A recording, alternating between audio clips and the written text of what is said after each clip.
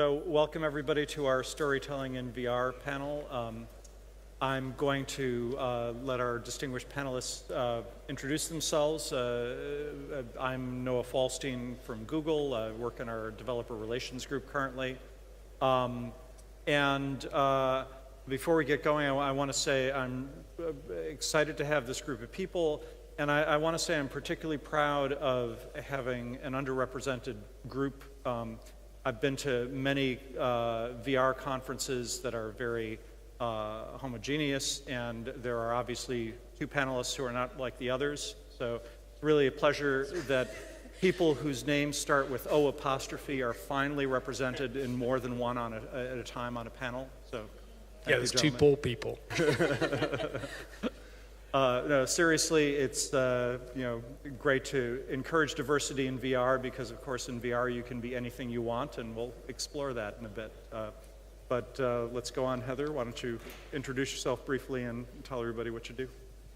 So I'm Heather Kelley, and I'm a developer. I've been working in the games industry about 18 years, and I teach at Carnegie Mellon at the Entertainment Technology Center, and I'm also in a collective called Kokoromi that has been working on different experimental indie game projects for 10 years now. Our most recent project is a virtual reality game called Super Hypercube, which is out on the PlayStation VR and will soon be out on the Vive. And it's published by Polytron. It's a very non-story-driven game, so that's why I'm here. Hi, my name is Barbara, and I'm founder and creative director of entreZ. We try to explore what could be the next entertainment formats in VR. So our first IP was like the first dedicated drama series for VR. It's like a sci-fi story about the last 3 human beings on Earth, and one of them is you. So it's a very intense human situation you're in. But my background is games, and I worked as art director for video games and virtual worlds until I became bored of games. So I went into acting and did an acting school in London, and there it was like the worlds collided in a very good way. And so now I think with my team we can maybe help to find out what could be the innate content for VR. How can we tell stories in VR, and are we even able to tell stories in VR? So I would really like to challenge this kind of theory. I'm Chris O'Reilly. I'm co-founder of Nexus Studios. We're a London-based animation studio. Principally, our work has been in traditional filmmaking. We're an Oscar-nominated studio. But we've also been exploring VR and AR. Most recently, we've been working with Google's ATAP division, which is a research part of Google.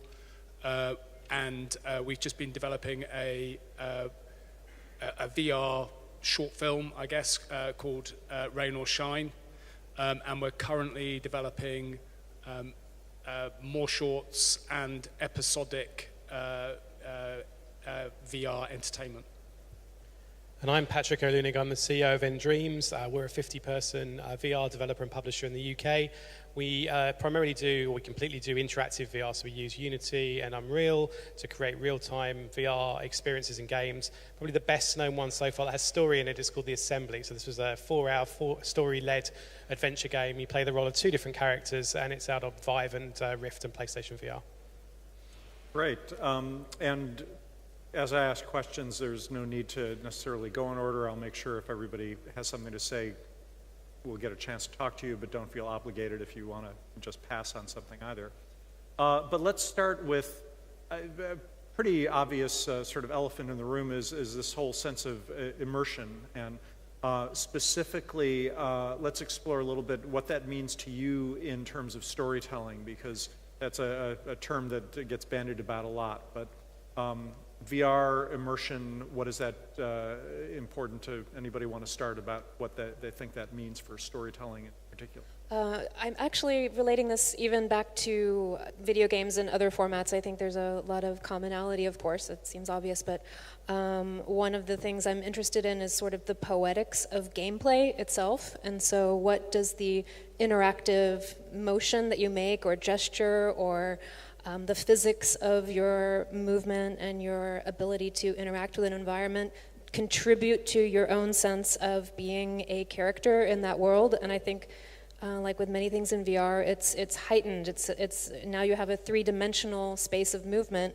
How can something that the player has to do in the world help them embody a character and therefore more readily take part in a story that is being told? And I think that's something we need to think very hard about and continue with.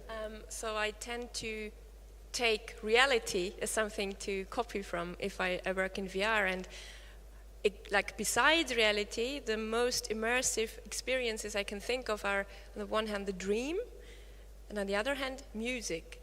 So you just close your eyes, you have your headphones, you hear music, and suddenly a whole world opens up in front of you. I had never a VR experience that was as immersive as this. So I think we really have to try to, as Heather mentioned, to poetically stimulate your consciousness to create these kind of immersive environments. I think for me the key thing is giving the player freedom to continue exploring and looking around and do what they actually feel like they would do in the real world, rather than the story stopping them. So, early examples would be cutscenes. You do stuff and suddenly there's a cutscene and you can't do anything, you're frozen to the spot, and that breaks the immersion. So I think the obvious first model for storytelling in interactive VR is the sort of Half-Life model.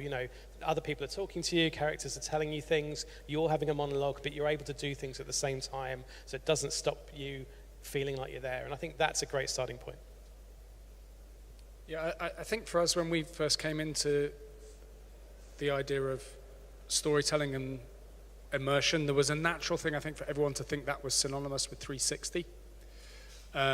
So a lot of initial stories that we looked at really tried to force people to engage with looking around. That's an incredibly uncomfortable type of interaction. I think you only really do this if you're being hunted. So if your narrative was being about a horror or something, then maybe that's a good idea. But actually, people tend to do everything they can in their life to avoid having to swing around. So immersion really for us is 360 is almost just us kind of the irritating cost of immersion. We have to build all this stuff here, not because it's useful to us other than it just really maintains the illusion of immersion. And I guess the other aspect of immersion that we sort of really were drawn to was, again bringing it back to storytelling, was this element of free will in narrative. And we were quickly drawn to people like working in immersive theatre, and their sort of strategies for telling story where they don't know where people are and what they're doing. Also architects and how they design space, but actually are corralling you on a journey through physical space. When an architect designs an airport, you think you have free will, but actually you're being you're herded subtly. And so things like that were really kind of coming in and informing how we would use immersion and stories, which are almost potentially at odds. Well, let me go off script a little bit and follow up on that. Barbara, something you just said intrigued me, where you said you would look to the real world, and then you mentioned dreams, which are certainly a real world thing, but very subjective, and that we don't know. I don't know whether my dreams are the same as your dreams, and it strikes me that VR might be actually, with nDreams as a company, it might be an interesting thing to explore, because I've seen some VR experiences are extremely mundane and play off of the fact that you feel you're in a real room, very recognizable. Many others, we just saw the Everest demo, there are lots of space-based VR things that try and give you a sense of weightlessness, or at least put you in locations you can't actually reach in real life.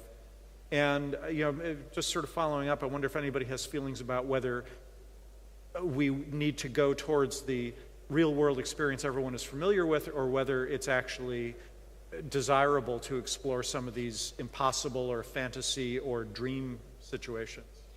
I mean, now that we, sorry, now that we had it in games all the time. We had this discussion, how realistic, how high res and high def has a game to be really fun. And we all know it's not important how realistic something looks. It has to feel real. So the world or the game, and now in VR it's the world, it has to be believable. And believable for our brains are able to fill all the gaps. We don't need to show again like the exact representation of reality. It's even boring. I mean, why would I go to another virtual reality room like this? So I think, it's my personal taste as well. I like if something is surreal or poetic or different, something I cannot have in the real life or real world. And I think also, like, because you mentioned space, Noah, so especially with 360, you can transport to different space and you're in this sphere. I think now is the time to move on. We had space. I once read, VR is great because we can broadcast space. But I can't imagine something more boring than that. Just imagine you broadcast this empty space for 5 hours. And that's where storytelling comes in. Space is not really important for a story. It might set the scene or the atmosphere, but then we need people and something happens between them. Like a very famous theater director I really believe in said, the biggest drama is the relationship between people. That's where we want, like every Shakespeare play is about two things, status or sex. And so this is why you watch that for 3 hours. It's not because of the set, the amazing set in the theater or something. So if we talk about storytelling, I think we need to talk about character development. What is your own role in this experience? Are you a role? Do you play yourself? What is your perspective? All these kind of things. I think one of the most important things about VR is that we can take you to anywhere you want. We can take you to the most amazing spaces you could never dream of going to normally. And I think that's magical, And for me, my instinct is the most successful titles that come out will be things that show you something you could never dream of seeing normally, not recreations of the real world. So I'm very excited by that. Right. I disagree with Babsy extremely. Yeah. Environmental storytelling, I think, is something that is incredibly important in VR, and it's something we can draw from theme park development and design, because the built environment is really a reflection of the people and the thoughts behind it and the history of the place, and there's so much story in there that I think one could, and probably people have, made entire stories that you never interact with an actual other entity. It's all told in the environment. You mentioned something important though now, because now this environment, the set, the world, becomes a character in itself. I don't know about that. And I think that's important. So if the world does not react to you, if the set does not react to you, like in 360, then that's what I mean with we are over that. Mm-hmm. But if the world is like real life is reacting to you, then it has to be also planned like this and created like this. It's not enough to put a door there and then you can't walk through the door without any reason. Another thing I wanted to say, completely on a different, back to your original question. So the game I was mentioning, Super Hypercube, takes place in a completely, well, I won't say like non-Euclidean space, but it takes place in a absolutely impossible physical, a metaphorical kind of space where you essentially, as a player, are a floating set of eyeballs. Like, you never see yourself, you have no body, you're kind of a presence who can see and hear what's going on in this world, and you're flying through this space that's filled with neon lights and flashing colors and is very beautiful and, you would say, immersive, but you never actually have a sense of having a physical presence in that world. You feel you can see it and sense it, but you never like look down, and there's no body there. But because it's tracking your head motion, and you can move your point of perspective, and because you have control over some things, namely the cubes in the world, you feel that you have agency. So you're kind of just like a disembodied floating agency sensory system in the game. And I think that getting back to the question you were asking about how do we create this immersion, then it isn't necessarily done with indexicality to the physical world and to a body of some type. It can be done just by being very attuned to the human sensory system and being very responsive to that. And Chris, were you about to add to that, or? Yeah, I was just thinking a little bit, we talked earlier about some of the problems of trying to create real space. And a kind of new type of uncanny valley, which is basically the further that we go in VR, it's kind of it's an uncanny valley of spaces rather than of people, but the further that we go, the more you begin to notice the little tiny bit that's missing, and that kind of can throw you out. And obviously coming from an animation studio background, our sort of way of seeing the world is really much more through sort of fantasy spaces and imaginative environments. Obviously, I think both will kind of photorealism and the more virtual realities will prosper. But I think certainly at this stage, there's an advantage in creating more imagined spaces in that you have less, you have a different set of expectations, and I think that makes, in some ways, a little bit easier to bridge the gap. Well, building on this idea of spaces versus character or in opposition to character, one of the interesting things that has also come out of VR already is many different interpretations of how the viewer / player, maybe we'll get into that name later, is represented in the world. The sort of obvious split is between do the characters acknowledge you and break the fourth wall and make you feel that you are part of the world or not? But there are nuances even there, in that you can be seen as part of the world but be invisible, or you can see a body which of course won't necessarily correspond to your real world body, and there are interesting, potential uncanny valley problems there.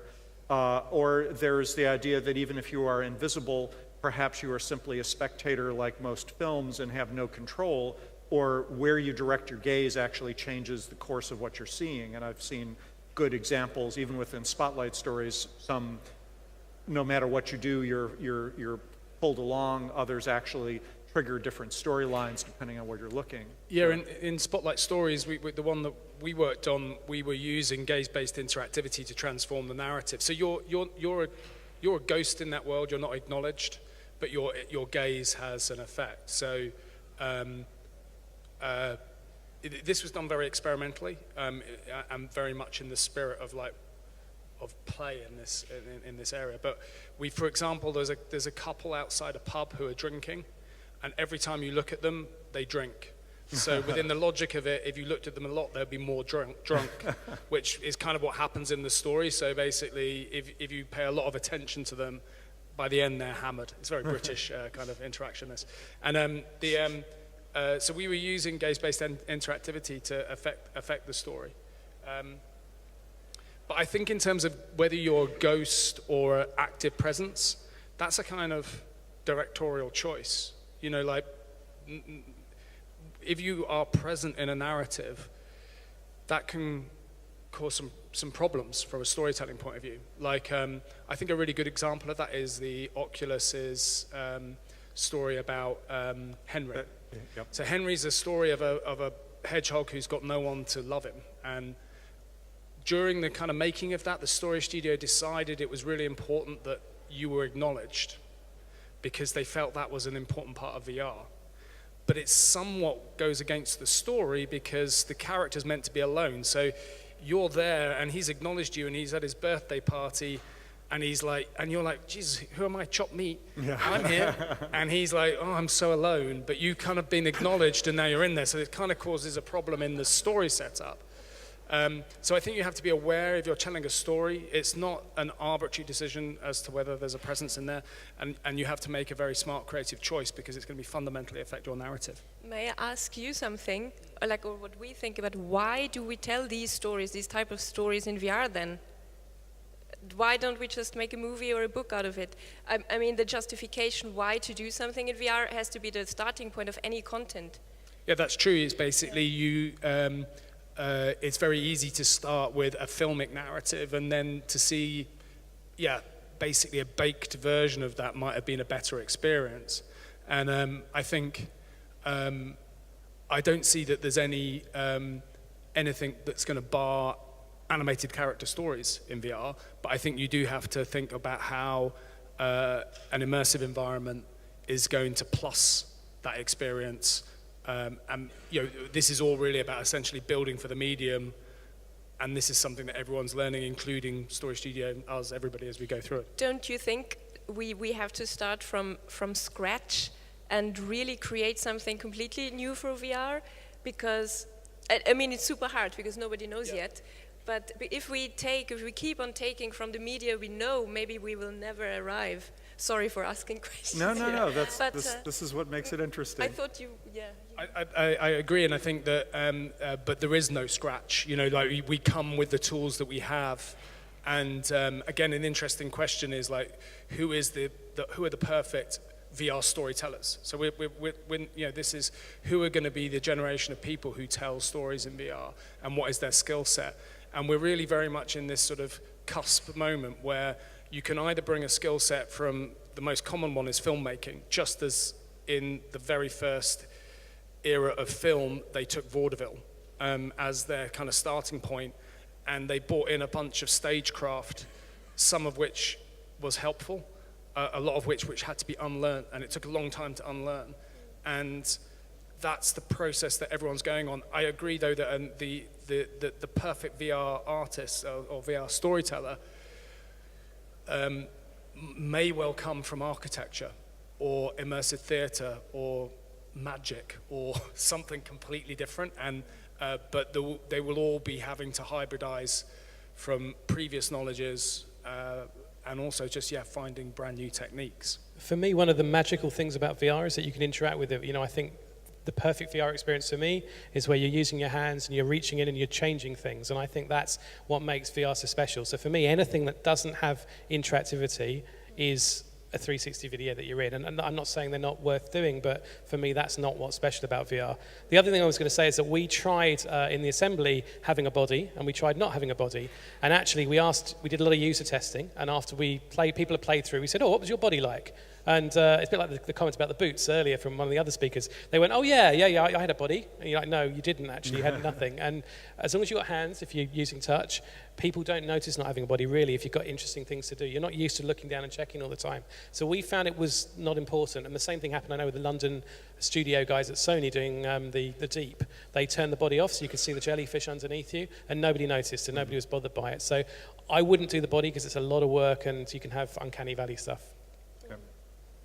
Well, it's interesting you bring that up, that one of my own experiences of working on in Indiana Jones and the Last Crusade game, we had a conflict of, it started as a marketing thing, and we made the game, and then we said, well, shall we say that you control Indiana Jones or you become Indiana Jones?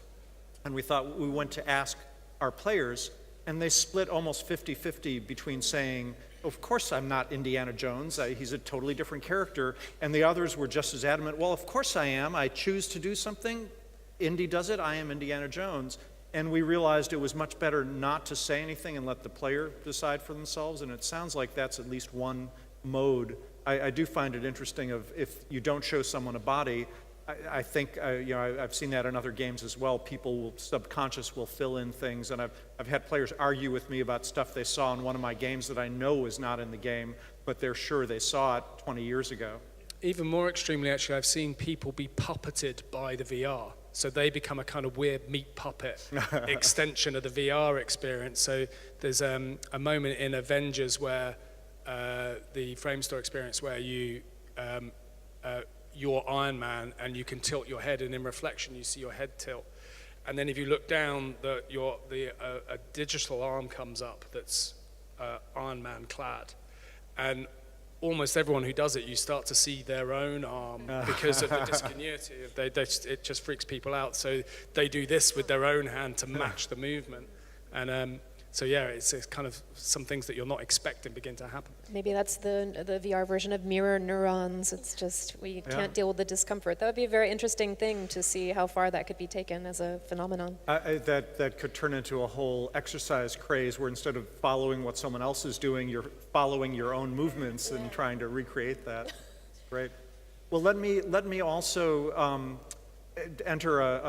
move on to the next question and answer Barbara in a way in that one of the experiences I had, and I'm sorry to harp on Spotlight stories so much, but it's been one of my favorite VR storytelling experiences. There's one called Pearl, the 2D version of which is actually up for an Oscar this year, so that's pretty exciting, about a father's relationship with his daughter, and it is essentially linear in terms of its story, but the first time I saw it on the Vive, and I actually was crying inside the mask, which was pretty messy.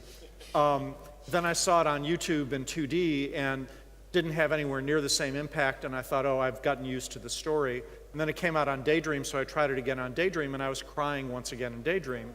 And I related this to a friend, and he said, oh, that's because, someone mentioned mirror neurons, that's because we have so many neurons that are involved with being in physical proximity, and that whole thing is shot as if you are in the passenger seat of a car, so all the action are characters that are right there with you, very close. And I think there's something to that. So you can have a linear story in VR, and even though you have no interaction, simply being in proximity, I would posit, has something to do that. And I'm just curious if other people, I mean, another example, of course, would be gaze, which is something we can do in VR. That's pretty evocative. Are there other things that you found that just feel different in VR that maybe because of neuroscience are more powerful or evocative? Definitely being given or grabbing something from another character. If an AI character or another human, even better with another human, but if a character comes over to you and hands you something and you reach out with a controller and you grab it, there's something really powerful about being given something by somebody else. And especially if their gaze is there and they're looking you in the eyes, it's so much more powerful than on a 2D screen. There's something very special about that interaction. For me, it's getting out of the standing or sitting posture. So if there's something where I need to actually crouch down to look underneath something or to crawl or something else which VR now enables, and suddenly my whole body is engaged with my sensory system, that I find to be something very powerful. I kind of noticed as well that, because I've now watched thousands of people doing VR, and I feel like you learn something every time, and Pearl actually was an interesting one because we brought in, we were trying to option a novel to adapt into VR. So we brought in the film agents from the publishing company, and we showed them Pearl, because obviously you have to kind of just explain to everyone even what VR is from first principle to even begin the conversation. And it was really interesting watching. Everyone I know has had very, very positive reaction to Pearl, and like you say, quite an emotional response to it. But quite unexpectedly, this lady, when she put it on, wasn't comfortable with looking from the passenger seat towards the back seat and the driver's seat. She kind of felt the responsibility for driving the car. So she glued her eyes on the road ahead where nothing happened. And was she British? Yes. Because that's one of the things, of course, you're a passenger in a U.S. car, but you're in the driver's seat uncomfortably, I think, in the British Yeah, maybe that side. didn't help. So that they maybe need to They need have to a have little two mirror. versions. flip There need it. to be two versions. Yeah. Well, it should be possible to just flip it. But it was a bit like, like when you have you're driving the car and there's a naughty kid and you're trying to do this on the, it was kind of like that. She was like looking occasionally, and so basically you start to realize that you can't quite predict people's interaction with VR in the same way that you can with film, where I think that maybe it's because there's much more learned response how to you deal with a film. We don't all flee to the back of the room when the train approaches, the Lumiere Brothers era. But in VR, there's still this kind of thing where people are actually not quite sure how to behave, and that can have another unexpected consequence, I think, on again, story and narrative. But I think that's a very important point. So we also, films are empathy machines. We cry and we laugh and everything. Different emotions normally than you get with games, because in a game you play yourself and you have a task, and in a film you have to watch the tragedy unfolding. And I think now we are already like used to what's happening in films, and maybe a more like which kind of horror movies can really shock us and so on. I mean, I'm really scared, but in VR, it would be interesting to see how long it takes until we can say, this empathy machine is now also already, not enough for us anymore to have this empathy towards. I mean, for journalism, I still think 360 makes a lot of sense to be in the catastrophe zone. But in terms of storytelling, like interactive as well, because as soon as you can interact, it's not the tragedy anymore to see the train crash into the wall. So that's really, really interesting in terms of dramaturgic points. Well, boy, a lot of interesting directions to go in that. I completely agree. I think the empathy side is intriguing, and I personally believe VR and interactivity may allow us to do some of the first romantic comedy interactive game situations. It's one of those popular genres that never seem to have made it from movies to games, and I think that emotional connection I've seen in VR has something to do with that. Just an anecdote about the beginnings of film and that closeness that you get in VR, that sense of being in the physical space of these characters. I think it was D.W. Griffith in Birth of the Nation. There were maybe it was even before that. There was a point where he wanted to do a close-up for the first time of Mary Pickford, and when suddenly you saw just the face, he's trying to get that sense of being really close. And one of the film executives apparently was outraged at this and said, "Well, what's going on?" He says, "Well, we paid for all of Mary Pickford. I want to see all of her on that screen. Don't just show me her face," which shows you that Hollywood really hasn't changed in the last 100 years. But let's see, building on that, what about humor, which is something that has been done in interactive occasionally, but not very often, and yet is very popular in other forms? Are we going to see comedy VR, and are there things that VR can do that would make humor work better? I think there's a few examples of that already, actually. If you look at one of the most successful interactive VR games, Job Simulator, there's some great humor in that. There's one that came out called, I'm trying to remember the name, it's like the Accountant or something, accounting, yeah, which is, again, absolutely zany, completely crazy, and works in a very good way. The problem is that humor, you can only really do the joke once, and therefore it has to be a sort of linear beginning to end. And at the moment, they're quite expensive to make for the time that you spend. And VR games, I think the general, for us anyway, the budgets you can spend on VR are still relatively low because it's a new medium. There's not a lot of headsets out there. I think to make a great comedy, you need a good budget. You need some great writers. I'm not sure we're quite capable of spending that money yet, but I think it'll happen. Comedy in VR is going to be great. Yeah, we're developing episodic comedy in VR. There's some really tricky elements to it, and the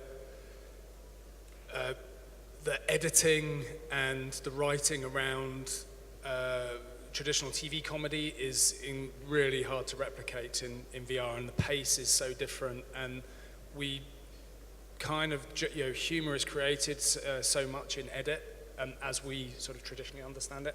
So I think the stuff that's going to work in that space is much more coming at it from a lateral direction, isn't trying to replicate current formats. I think it's having to rethink them and look at humor in a very, very different way. I think the examples you mentioned are really good ones. And obviously, humor can work on a stage where there's no cutting, so there's no reason to say it can't happen, but it's just going to need a bit more rethinking, I think, from a TV point of view. Yeah, I mean, one of the main points in humor as well as animation is timing. And if timing is something we don't have because it's interactive, then it's of course difficult. I think to have fun in VR, like proper humor for VR, you have to integrate the fun that's happening into this VR world. Like in real world, you laugh because you stumble upon something or something. If two people tell a joke, then again, I don't need VR for that. You know, it's interesting, here I go again. In Special Delivery, Aardman Studios did a little 360 VR story, and they're the Wallace and Gromit people, so they do a lot of comedy.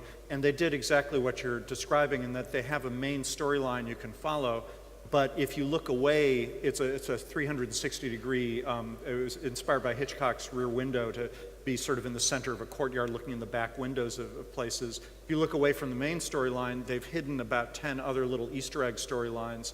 And one of the nice things about humor is that if you have a little humorous bit, as you say, that you can control the timing of, it doesn't really matter if it pops up and it's out of sequence because it's just a funny, one of the things they do is also Hitchcock inspired you. You look and you find a woman who's feeding some pigeons and not very amusing, so you look back to the main sequence. The next time you happen to look at that woman, now there are lots and lots of pigeons and she suddenly gets scared and they sort of rush at her. She rushes in the house, closes the door, and again, it seems to be over. You look away. The next time you look back, the pigeons have gotten up on each other's shoulders and are trying to open the door, and she's looking out from the window, you know, very, very nervous about this. And it's a great bit, and I went back and saw it again a couple of times and chuckled each time, even though I knew the joke. So, you know, it gives me hope that there's ways of doing some of that and letting you have some control over timing and yet having it still be funny. While everyone was talking, I was trying to think of what games are funny, because it's part of the problem of interactivity in general and making something humorous while you're interactive with it. And the one that came to mind was Portal. So I started thinking, well, how does Portal create humor that's different from, say, a television show's type of humor? And it's because it's kind of a slow build, slow burn, learning some in-jokes of a sense that you see parts of it at the beginning, and then as you get further and further, you start to see things aren't as you expect, and it just has this long build to the point where you understand and are fully appreciating the humorous side of it, and that seems like something that VR, like the one you just described with the birds, is similar. It's more of an environmental, character-based humor, but that you don't see what's funny at the beginning. It's because you've been with these characters for some amount of time that you start to notice it. Yeah, and you know, as you said, the writing is also critical. I think GLaDOS's dialogue in Portal just sells so much of the humor. So just to switch gears a little bit, what about tough technical problems facing VR? What are things that you found that you have to struggle with, or that you think we need another few years perhaps of development or some new innovation? And I've just sort of lead in, I think, Heather, when we were talking earlier, you mentioned that you think having haptics or smell or engaging more senses would be very helpful. Are there other suggestions, or you want to expand on that perhaps to start? I would briefly expand, only to say that, of course, those things are technical and design challenges as well. We've never, I can't say never, but very few people in very few situations have needed to design. It's more something that you might encounter at a theme park or something like that. So it has been done, but will it be able to be distributed to the masses? Probably not. So it's a bit of an esoteric, but definitely technical challenge that we would have. Yeah, I think those were the ones that I would have brought up, so I'd be interested to hear what the other panelists have. For us, it's the fact that probably the most engaging version of VR is the least distributed version of it. So basically, 360 video on YouTube or Facebook is probably the easiest way for people to consume our product. Whilst the high-end devices like HTC Vive and Oculus Rift are the best places to do it. And that causes a lot of issues in terms of where do you set your at what benchmark are you making this story for people, and like how to deliver these stories across those formats where there's 2 billion smartphones and 160,000 Vives is a big issue. There's not just one VR, in essence. Each one is its own unique problem. I think for me it's budgets, UI, and movement. So in terms of budgets, there aren't enough headsets yet to spend tens of millions making really high-quality games, which means that you need a lot of money to do photorealistic characters with facial motion capture, and which is what you really want to do because you want to get that that empathy with other characters. So there's not quite enough money yet to do the kind of experiences that I want to see. UI is difficult. Giving players information is really hard in VR. Subtitles is a really key thing. Very difficult to do subtitles well in VR. So do you then localize everything into every language? Because that's very expensive if you've got a dialogue-heavy game. And then also movement. Having a single accepted mechanism for movement that everybody's used to for moving around big environments. We're sort of getting there, but that's a little way off, and that's frustrating. It'd be lovely to have a standard everyone's used to. Yeah, I think Chris mentioned it as well. Now we have to deal with many uncanny valleys. It's not just if a 3D character looks human or not, but does it sound human? Does it behave human? Like it's according to the character, the environment as well. So these are many problems we now, because technology isn't there yet, can only be solved with design. So we have to dedicatedly create abstract characters, stylized art. I think if we would like to reach this emotional immersion, like as a Disney movie can, it doesn't have to be realistic again. So I think that's a key point. And we have, as humans, we have 8 senses, and not even 2 are really spoken to in VR at the moment. Vision is bad, and audio is always something in the back. So it would be really interesting in terms of years. How many years do we need to really can believe that we are in this dream, feels as real as a dream? I don't know if we will still live what do you think? I mean, it would be... Yeah, it does seem that we could probably be a great subject for a talk of the multiple uncanny valleys of VR. There's the movement uncanny valley as well, and the body uncanny valley, and a lot of interesting ones there. Well, I'm going to do one more question, then I'll open it up to the audience. And I just want to prompt people by saying that the first questioner hand I see gets a special collector's edition Project Tango 3D sticker. Anyway, Chris brought up something that I found fascinating. Chris brought up something that I found fascinating, if you'll share when we move around.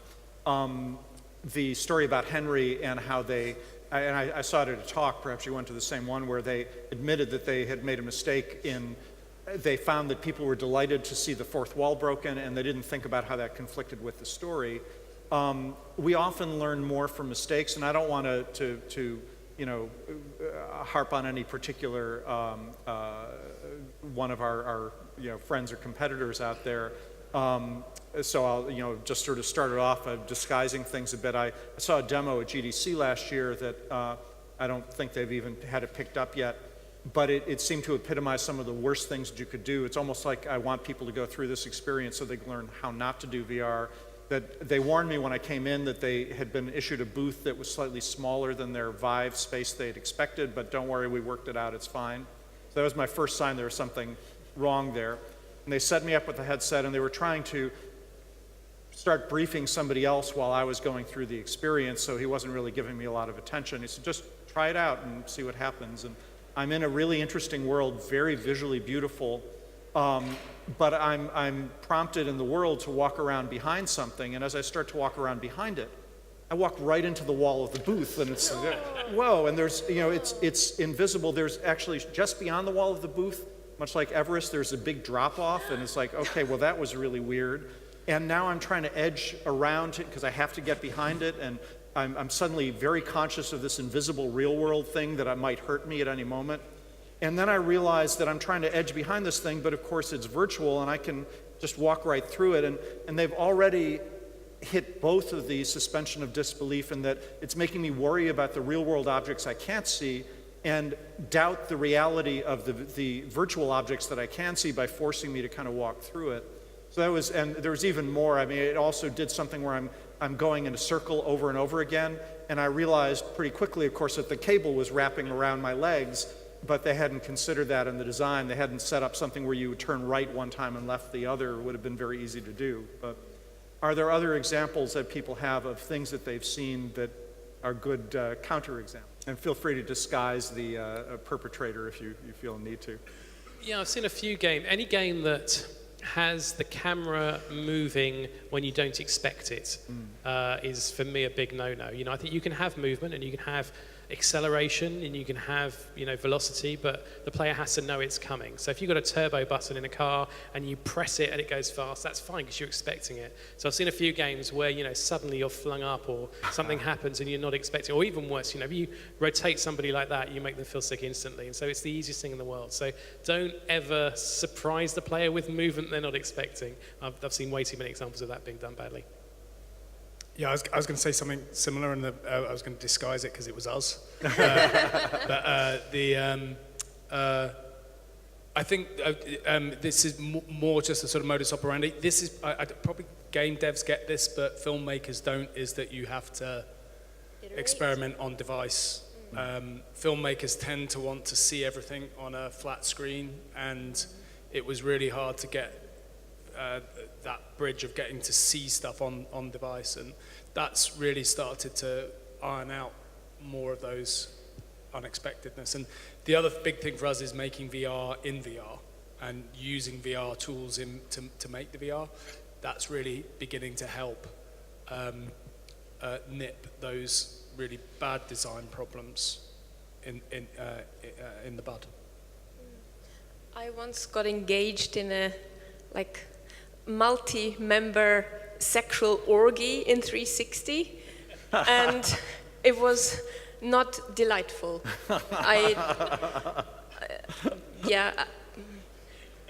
can expand if you want, but perhaps not. But I get interesting visuals on that. So thank you.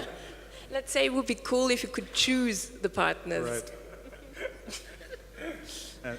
Anything from you, I'm Heather? not sure I can follow that. Yeah, it's a tough one.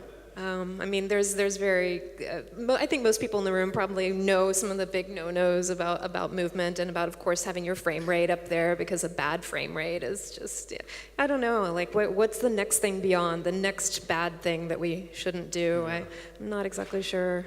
Well, let me open it to questions. Do we have any questions? Oh, first hand and second hand, actually. I've got two. No, I've got two, so you're both in luck. Something I was always curious about is, how do you feel about giving the player a body in the virtual space, like a head they can control, or perhaps arms that you can control about? So we've done quite a lot of experiments with bodies, with arms, with just hands.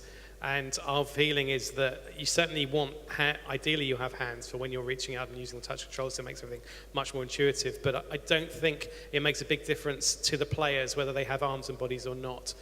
They very quickly accept whatever you give them. If you've got a body, they accept that. If there's no body, yep, they're fine, and then they go on and they're immersed the rest of the time and they're fine. It just makes it much easier for you as a developer not to have to do joints, because you get the inverse kinematic problems, and having a body that might look a bit different. And we have in our game, you play as two characters, a girl and a guy, and the girl's a lot shorter than the guy.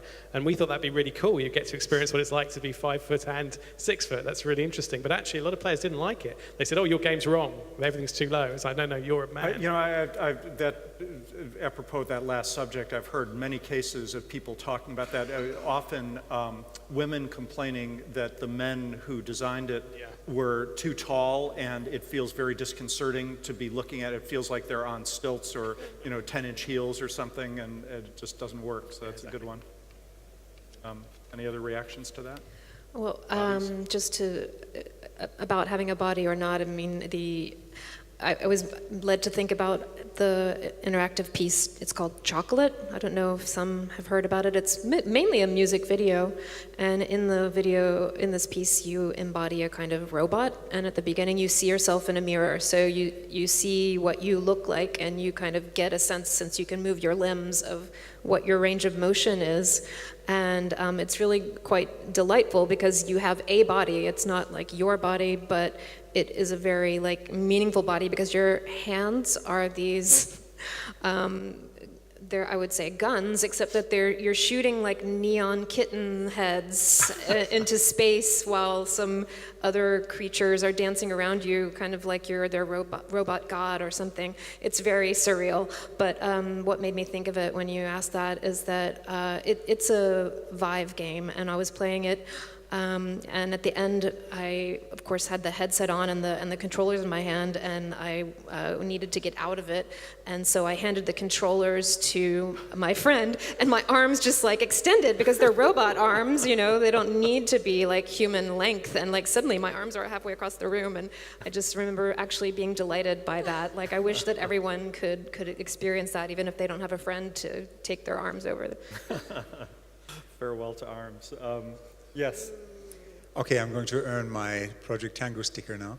I'm going to be that guy who says that we've had a very long debate in the games industry about the inherent tension between interactivity and storytelling, right? It's something which I think is at least fair. It's something which cannot be ignored. And I think it's also something which is confirmed by a lot of research nowadays about why human beings tell stories, for instance, about how it's important that when you hear a story, you do not choose your own story, right? Because it's only that way that you can learn something from the story, because you're confronted with it, because it may even affect you temporarily in a negative way, right? It may make you cry or so. You don't have to buy into that, but I think I would like to hear your thoughts about the role of storytelling that's not interactive in VR, where VR really becomes a medium for the telling part, right?